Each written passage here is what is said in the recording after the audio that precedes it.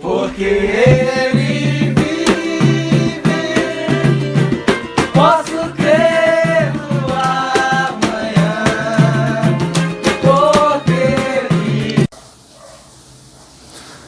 Paz do Senhor, meus irmãos, mais uma vez estamos aqui para nossa última aula da disciplina de apologética. E nessa aula a gente vai trabalhar com dois assuntos específicos. Primeiro, a gente vai trabalhar com métodos apologéticos e também com as características das seitas. Né? Já vai pegando aí sua apostila para que a gente possa estar acompanhando. Então, a gente sabe que apologética é uma defesa.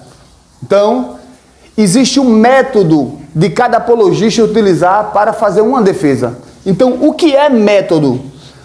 Nós colocamos aqui no quadro. Método, no grego, é metodos, que significa caminho ou via. Refere-se ao caminho até chegar ao fim. Então, é o meio utilizado, o caminho utilizado ou a via utilizada para chegar a uma conclusão da sua defesa. Então, cada apologista, ele vai sempre escolher um método apologético.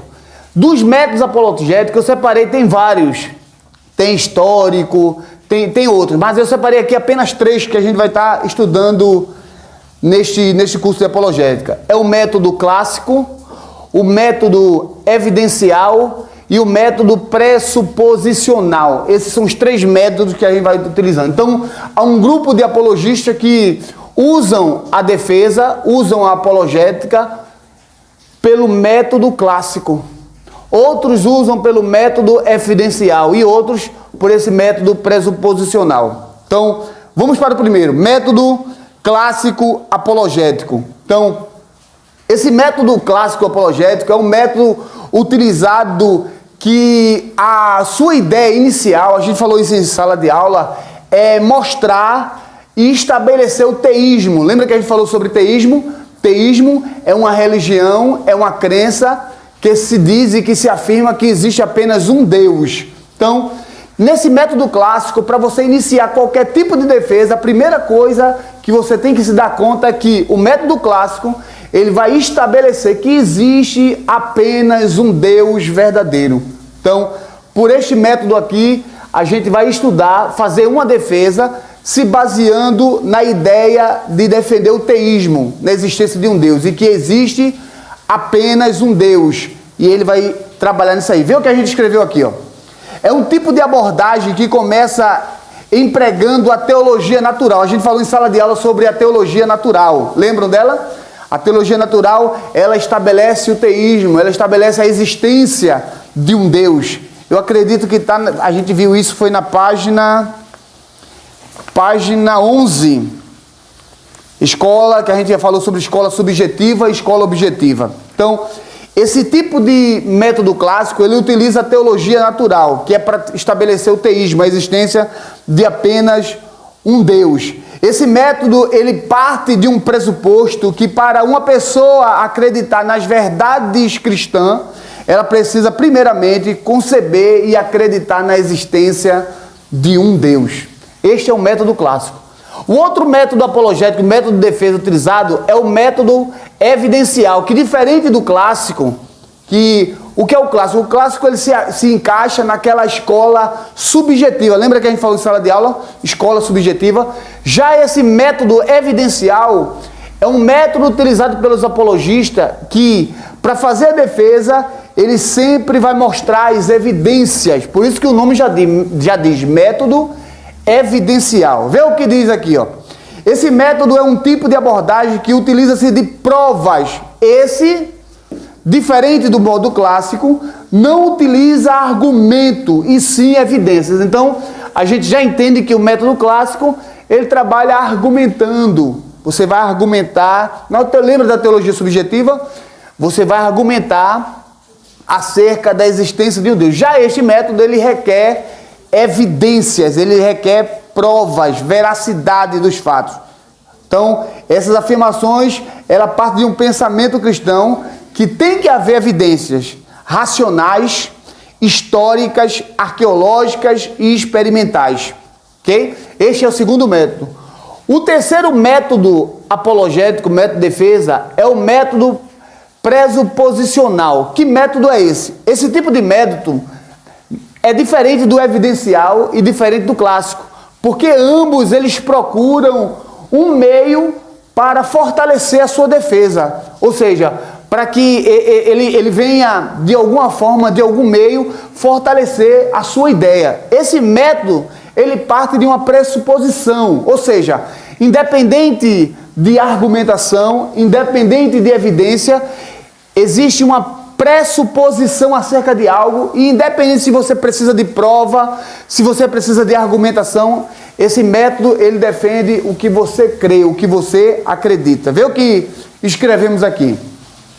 Esse método afirma que o cristianismo parte do alicerce de certas pressuposições. Eu não preciso de evidência e nem preciso de argumentação. Eu preestabeleci aquilo ali, então esse método ele afirma, ele fortalece o cristianismo por parte desse alicerce. Ou seja, não se apoia nem em argumentação, nem em evidência. Ele está dentro do pensamento cristão. Então, esses são os três métodos que eu queria que vocês entendessem neste curso. Métodos, o que é um método? Método é um caminho, uma via, é um meio utilizado para chegar a um fim.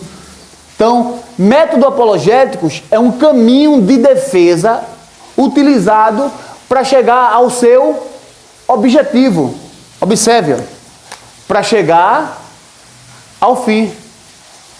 Então, método clássico é um caminho utilizado para defender, e esse método clássico ele usa argumentação. Método evidencial é um caminho de defesa que utiliza evidências. Já o método pressuposicional é um caminho de defesa que é algo que é estabelecido pela pessoa, independente de evidências, independente de argumento, ok?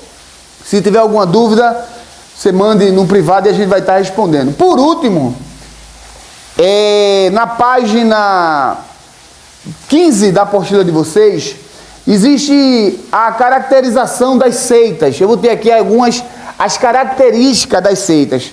Lembrando que a gente não pode esquecer, a palavra seita é usada hoje de forma pejorativa. Então, normalmente a gente não utiliza a expressão seita para identificar uma religião diferente da nossa, ok? Esse termo ele ficou para trás e ficou de certa forma proibido de ser utilizado. A palavra seita, ok? Então, o que é que a gente utiliza então, Alexandre? A gente utiliza, existe uma classificação, está lá na página 14 da apostila de vocês, que são religiões secretas. Quais são as religiões secretas? Maçonaria, teosofia, rosacrucianismo, esoterismo, religiões pseudo-cristão. Lembra que a gente falou sobre isso? Pseudo quer dizer falso, falso cristão. Então tem o mormonismo, o testemunho de Jeová, adventismo do sétimo dia, ciência cristã, família, menino de Deus e outras. Religiões espíritas, que tem o kardecismo, legião da boa vontade, racionalismo cristão e outras. Religiões afro-brasileira, umbanda, quimbanda, candomblé, voduísmo, cultura racional, santo daime e por aí vai.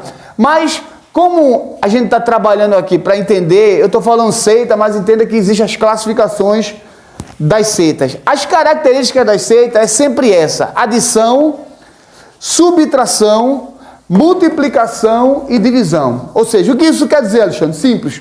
Toda seita, ela vai pegar da Bíblia, adicionar alguma coisa, ou subtrair alguma coisa, ou multiplicar alguma coisa, ou dividir alguma coisa. O que isso quer dizer?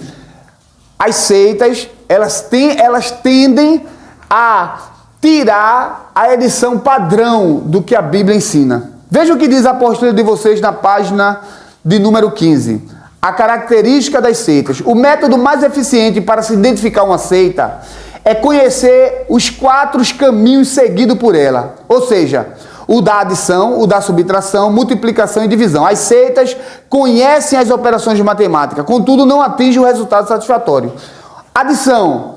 O grupo adiciona algo à Bíblia. Normalmente, quando você for identificar uma seita, você vai ver que nessa seita dizendo assim, não, a gente acredita na Bíblia, mas acredita também no escrito de fulano de tal. Ou a gente acredita na Bíblia, mas só acredita no Antigo Testamento. Sempre eles vão ou adicionar, ou subtrair, ou multiplicar, ou dividir. Subtração. O grupo tira algo da pessoa de Jesus. Então diz que Jesus é o Filho de Deus, mas não é um Deus. Então, observe que são características das seitas, subtração. Multiplicação, eles pregam a autossalvação. Crer em Jesus é importante, mas não é tudo. A salvação é pelas obras. Ou seja, a gente vê uma coisa bem conhecida. A salvação se dá pela morte de Jesus na cruz. Apenas isso. Então, o que é que ele faz? Eles vão multiplicando. Você além disso, você tem que guardar isso, você precisa praticar isso, você precisa fazer aquilo. Então, chega ao ponto de dizer que a salvação, ela se dá pelas obras também. E a gente aprendeu em sala de aula que nós não somos salvos por boas obras, mas somos salvos para praticar boas obras. Né? As boas obras nos servem apenas como galardão, né? Mas não serve como um objeto, requisito para sermos salvos. Por último, divisão. Dividem a fidelidade entre Deus e a organização. Desobedecendo a organização ou a igreja equivale a desobedecer a Deus. Não existe salvação fora do seu sistema religioso, da própria organização ou da igreja. Então, aqueles mais metódicos, aqueles mais ortodoxos, eles vão dizer que tem uma divisão. Qual é a divisão? A divisão é você tem que obedecer a Deus e tem que obedecer ao sistema religioso. Mas a gente vê Jesus falando e olhando para os escribas, diz, veja esses que sentam na cadeira de Moisés, façam tudo o que ele falar, mas não façam o que eles fazem. Então, Jesus deixou bem claro essa divisão. Então, uma das características da seita é essa, sempre adicionar alguma coisa, subtrair alguma coisa, multiplicar alguma coisa ou dividir essas coisas, ok? Então, a gente precisa entender que essas são as características de todas as seitas. Se você for na página 15 e 16, eu separei aí alguns exemplos de algumas pseudo-igrejas, umas falsas igrejas. Entre elas está o Adventismo no sétimo dia, Testemunha de Jeová, os Mormons. Aí, página 16, está os kardecistas, a Igreja de Cristo Internacional em Boston, a Legião da Boa Vontade, LBV, e a maçonaria. Então, leia essa página, o finalzinho da página 15 e o começo da página 16, e tente identificar. Você faça assim, ó. Um exemplo, a primeira que tem é Adventismo do sétimo dia. Pronto. Você vai ler algumas características, alguns exemplos dessa seita. Eu queria que você colocasse na frente dela se ela ela adiciona alguma coisa, ela subtrai alguma coisa, ela multiplica alguma coisa ou ela divide alguma coisa. Então, isso é um exercício para você praticar.